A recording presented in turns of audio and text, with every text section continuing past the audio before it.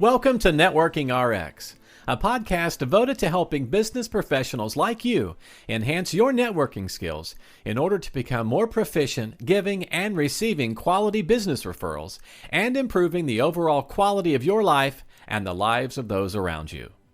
The Networking RX podcast is a production of AmSpirit Business Connections, an organization whose mission is to empower business success through networking. Welcome to the Networking RX podcast. I'm your host, Frank Agan, founder and president of AmSpirit Business Connections. Today is another guest day. We've got a great guest. As our ongoing subscribers know, often on this podcast, I will share ideas, insights, and best practices for networking. But occasionally, I have a guest, someone I can interview, awesome, interesting people who can share their stories and answer some questions, provide some value. So with that, our guest today is John Millen. I've known John for a number of years and in a number of contexts. I look at John Millen as kind of a CEO whisperer. He works with CEOs and corporate types, helping them with their messaging. Welcome, John. Thank you very much, Frank. Appreciate it. Why don't we start off and I'll let you share your story, who you are, what you do, how you got to this point in time. Sure. I appreciate that, Frank. I grew up in Southern California, which is, then people want to ask, well, why are you in Columbus, Ohio? And sometimes I ask myself that since we're in the middle of winter here.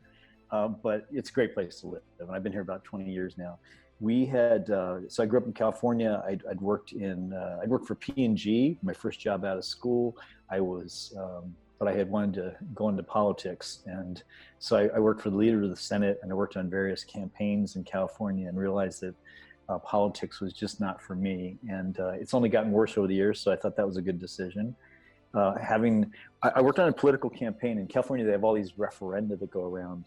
And the last political campaign I worked on was one that involved the insurance industry. And I was working for the industry, and then was hired by a company out there, Farmers Insurance. Okay. We are farmers. Yep. Yeah. And although I didn't attend Farmers University.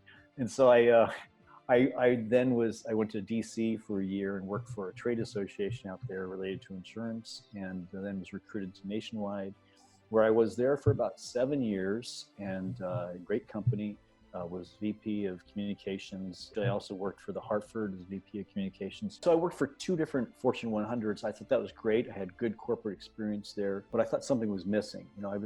I loved the part of my job where I would work with the CEO and I work with other leaders. And I get on, their messaging and coach them about what to say and how to say it and everything, and was really successful with that. And at a certain point, I wasn't sure what to do. I was loving the corporate experience, and my favorite part of it was that I was working with the CEOs, different companies, and the presidents of the companies, and the top leaders, and we'd get their messaging just right. I'd help them speak in a way that was appropriate and talk about body language and all that kind of stuff.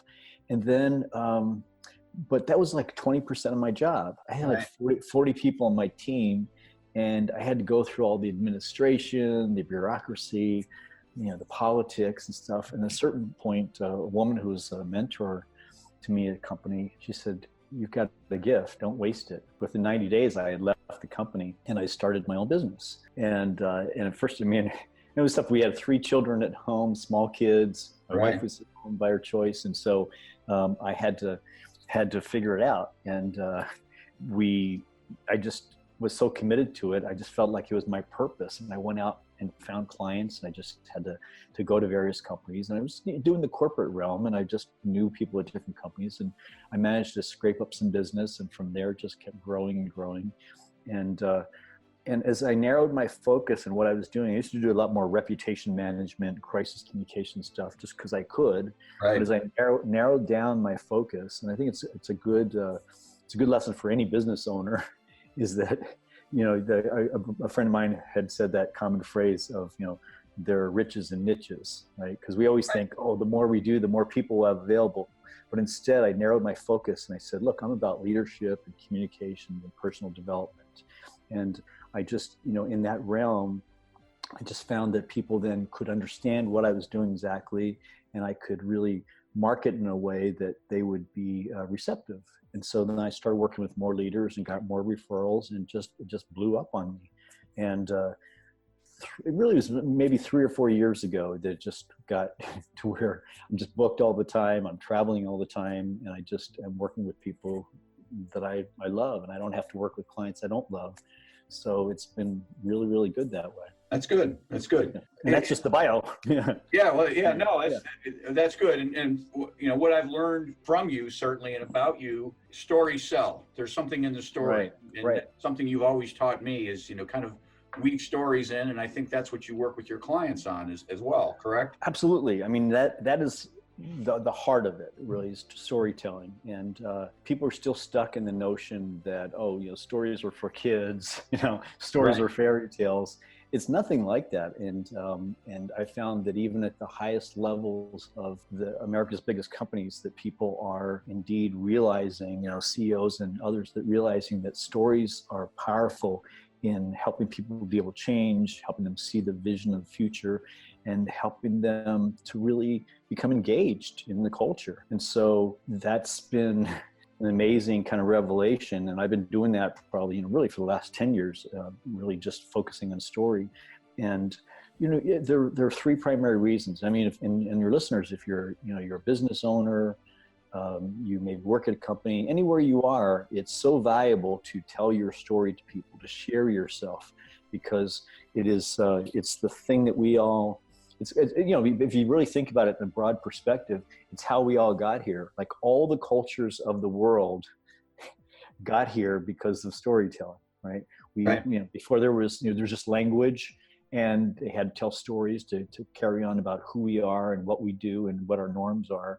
And then for people to be successful today, you know, the most important thing, you know, we live in this digital world, right, where everybody's distracted all the time, your phone's on all the time, nobody's paying attention. Well, as human beings, we're hardwired for story, so that when somebody starts to hear a story, you hear somebody tell a story, you all of a sudden will be focused on it in a way that's like, you can't turn away. Like you're right. If it's a good story, like I want to hear the ending of this. What's happening? Right. So I tell them there are 3 things that are important about storytelling, why you should be telling stories as a business owner or any other reason. It's like, first of all, they're engaging.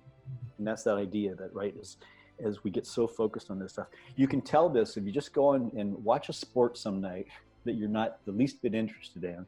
And, you know, you have no team in there, and maybe a sport you don't even know.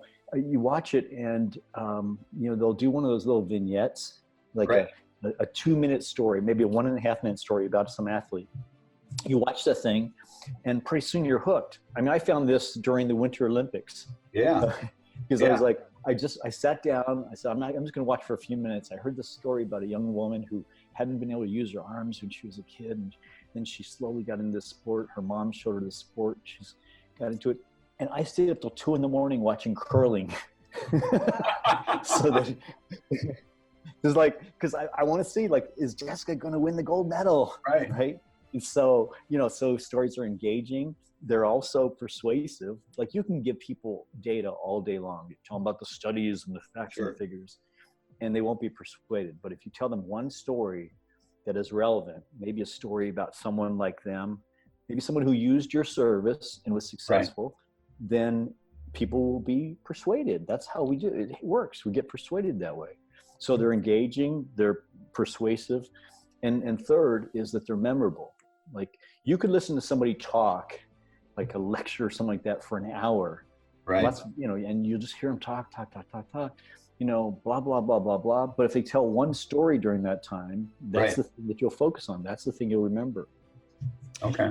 And there's actually been a lot of research about this. And there's a professor, Jennifer Aker from Stanford Business School, has done a ton of research on this. And what she found is that, you know, how we want to give people numbers, right? We want them to remember the numbers. Maybe you're selling insurance or you're doing something financial services.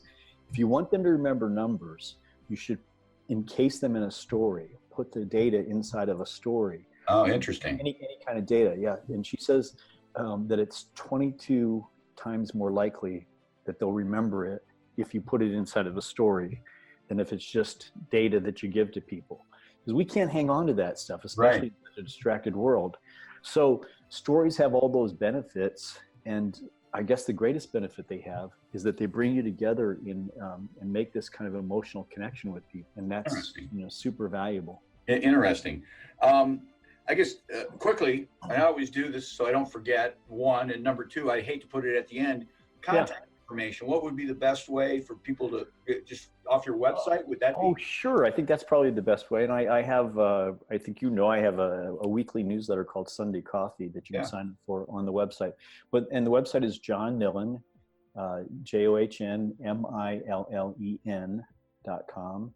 And but the Millen, so we usually say Miller, but that's how my bank checks and stuff get printed, but it's Millen with an N. So I'm also on Twitter and LinkedIn, of course. Okay, great. My guess is, and what sets you apart from your competition is you've got this niche that few people have. I run into a lot of communication experts and things like that, but when you're really focused on the stories, and I kind of see that as what sets you apart from your competition. But how do you gauge if you're successful with your clients? I guess it would be a question I would have. Yeah, it's a good question. Let me just address the kind of the setting apart from competition. Okay. And that is, that I think I take a different approach. Like sometimes I'll be called into somebody's already worked with a coach for a couple of years. Gotcha. And then I'll come in and do this. And I think that what happens is that a lot of coaches, well, it's like, I guess you play golf. You mentioned golf earlier, but it's like, somebody will go to a golf, to somebody who's a golf instructor, and lots of them will say, they'll completely change their swing. And there are so many different things going on, and you've got to you're thinking about all of that stuff, and you get, and instead, and that's what a lot of coaches do. They'll pick people, give them 10, 20 things that they need to work on. I just try to find like the one or two things, right? The 80-20 rule, or more maybe like the 5%, 95 rule, and say, what are those, one or two things that you need to work on, and then focus on those and really, build their confidence. And then in the end, it's, as I like to say about golf and speech and presentations, it's the same way. It's like golf is 95% mental and 5% mental, right? Yeah. Because it is. I mean, that's all there is, and so many things in life are the same way. They're 100% mental. They may have a physical aspect, but it's all driven by our minds. Right. So and then in terms of what is it that how I gauge for success?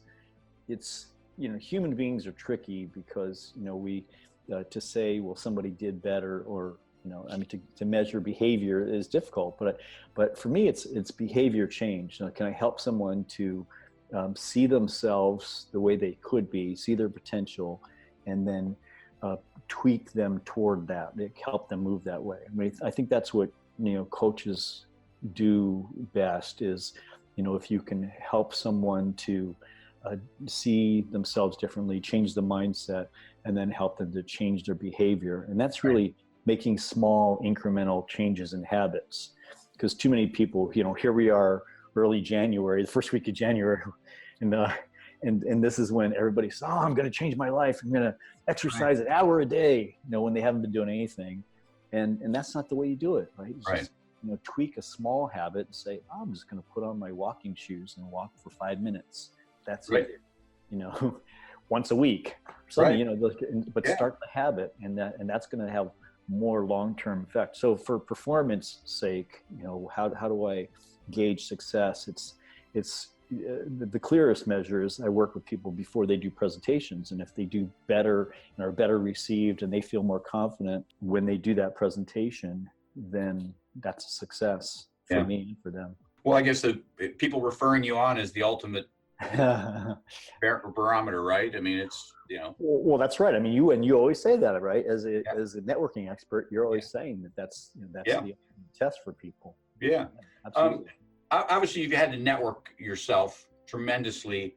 What were some of the biggest challenges you faced in trying to kind of get this thing from nothing to where it's at today? Well, I think it's effective performance, as you said. If you is just building trusted relationships with people. And when you build those trusted relationships, it's something that really will drive you to the next level. I think people just don't concentrate enough, I'd say. And I think this is true at networking events too. It's just that's been my big revelation. You've taught me so much about networking over the years. But even, when you enter into an event, like you go there and 50 people there are hundreds of people, and sometimes people say, well, go work the room, meet all these people. And in politics, when I work that way, that's what you were supposed to do. Right. But what I've learned is that both in my business and in networking like that is just, find a few great relationships, right? Like I may go and meet one person and just concentrate on that person. And, an hour later, everybody's left. Right. And you could say, well, I missed all that potential, but, did you really miss it? These cursory little relationships where people, you don't really develop a deep relationship, or you met one person, and if you really follow up and you really, concentrate and you really develop a relationship, that's much, much more valuable. And I found that with clients too, is I'm not trying to reach, 100 clients. I'm trying to reach one client and really establish a deep connection. And then that will take you to other levels, both inside their company and with others.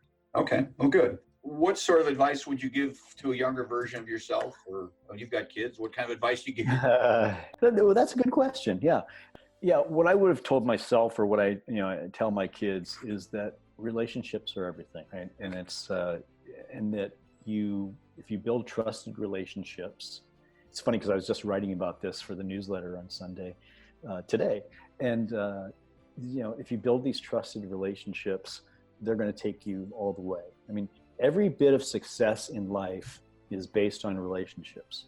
It's, your parents had to, sometimes people think, well, I got here on my own. I'm just so smart. I'm so talented. I'm a hard worker. Well, no, all of it had to do with relationships at some point in your life. Your parents first, your teachers, professors, somebody in business liked you.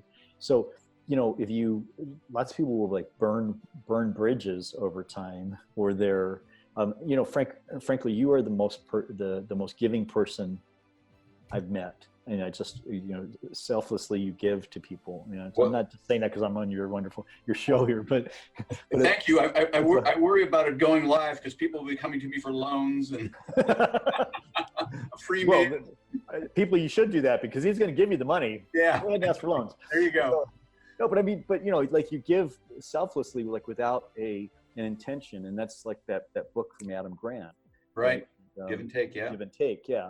And so I think it's that idea that if you just give people, especially in this world, we're not used to getting that. If you just give to people unselfishly, that'll come back as, you could say, good karma. You could say just the value of relationships, but people perceive that. And there's a rule and influence of the law of reciprocity, right? So if you give somebody something, we all feel compelled to give back. And I'll tell you, we've talked about this before, but the newsletter that I've done, Sunday Coffee, I've been doing that consistently for 3.5 years, and it's the most consistent thing I've ever done in my life. Right. But it's been, I just give free advice every week, and it's been the most valuable thing that I've done in my business because, it's not only helped people, and I just get raves from thousands of people every year, but it's also been beneficial for business because they see that I know how to do that. We build a relationship and it works. And I just, but it comes down to, relationships. And that's the number one thing. That's the thing I say is if you can build a trusted relationship, and trusted relationships everywhere, your life your potential will be maximized no matter what you do. Right. Oh, good. That's good advice. Good. What's a good referral for you? I mean, if somebody listening, how could they help you? Really concentrate in the realm of leaders who are doing presentations. So if that are especially high stakes presentations, or you're doing a sales final presentation, where they're being called in to do the finals, or you're talking to employees or investors or those kind of folks, that's really my niche. And then and all that goes with that, the body language, the personal connection, how you structure the message. And then stories play a central part in that. Like it's essentially, all of us are just telling our stories all the time. Life is a narrative. Right. And first you got to get your own story straight, like in your mind, because we tell ourselves, the person we tell the most stories to is ourselves. Right. All the time. Lots of people are telling themselves negative stories. And so you need to move out of that mindset to a growth mindset, and then start telling people positive stories and, helping people see the future and seeing the worth of what you do. And that's done through story. So that's a long way of saying people who need to tell their story are the kind of referrals that I'm looking for. Okay. Well, I appreciate your time today, being on the program. For listeners, you can get a hold of John. The best way to get a hold of him is through his website, johnmillen.com. It's JOHN. Millen is MILLEN, not ER. It's EN. Although he'll take checks that take John Miller. They work. You bet. Johnmillen.com. I would highly recommend subscribing to his newsletter. It's once a week. It's a quick read. It's a good read. There's always insight in there. So I appreciate your time today. Thank you. I appreciate it, Frank. You're awesome. All right. Thanks. Good luck. Thank you. Take care, buddy. Thanks for joining us on the Networking RX podcast. Please put what you've learned into action today and let us know if you have questions, comments, or ideas for future topics. You can email them to us at podcast@amspirit.com. That's AMSPIRIT.com. Finally, so you never miss an episode, be sure to subscribe to the Networking RX podcast through iTunes, Overcast, or however you receive your podcasts. Now get out and network with someone. The Networking RX podcast is the copyright production of AmSpirit Business Connection. All rights reserved.